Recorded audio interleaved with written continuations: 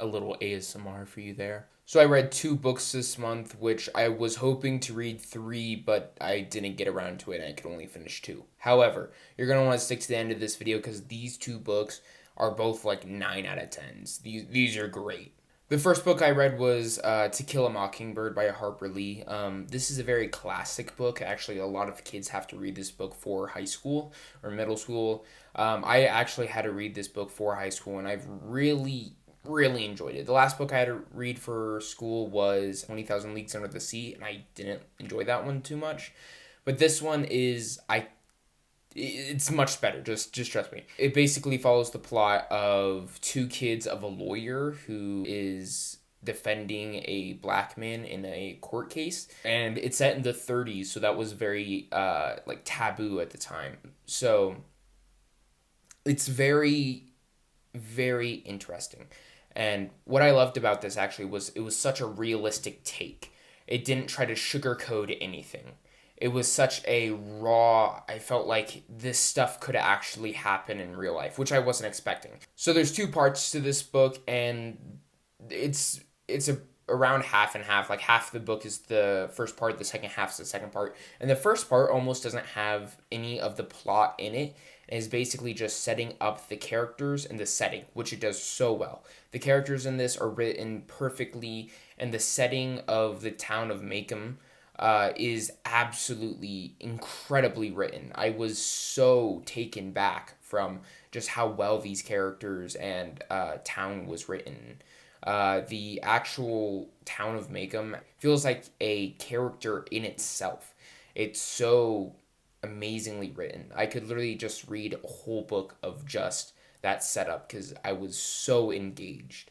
And then the second half takes the setting and the characters that you have already established and puts them in a scenario that is so engaging and edge of your seat kind of stuff. That yeah, I won't spoil anything, but there's a lot of twists and turns in this book that I wasn't expecting from a classic novel, but I'm so glad that they went the direction that they went in because it was perfect. I have an issue with one very minor thing in this book, and it's basically nitpicking at this point. But there is like 2 chapters that sets up this kind of mystery-esque thing. I won't say what it was. And then in the end, they explain it in the last chapter, but it's in like a passing reference, like in a single sentence they explained that, and I wanted more from that than what they gave me. But again, that's like basically nitpicking. So this is in my opinion, a near perfect book, 9 out of 10. That brings us to our second book, which is Killers of the Flower Moon. This was a movie that was made, I think, in 2023. And I remember when it came out, it was directed by Martin Scorsese. And so I was like, this seems like an interesting story. And then I learned, it's actually based off of a book that's based off of real happenings. It's a true story. And I'm like, this is very interesting. So I started reading it and I'm like, wow, this is amazing. Like, this is actually such a feat. This is such an accomplishment. I was absolutely dumbfounded while reading this story. So basically, it follows these Osage Indians, which is a tribe of Native Americans, and they have been living on top of oil for so long, and so they get super rich really quick.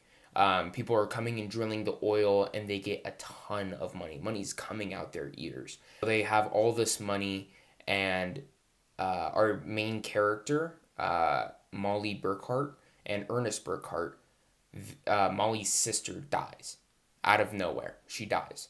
And so it kind of follows this mystery. The death kind of sets the action.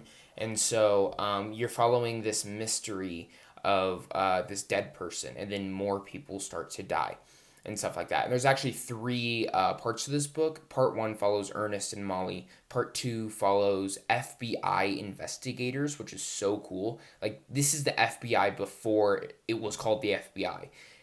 It was just the Bureau of Investigation back then. And then the third part follows the author, and he goes to Oklahoma where this takes place and basically does some investigating of his own, which is so sick. This is such a accomplishment.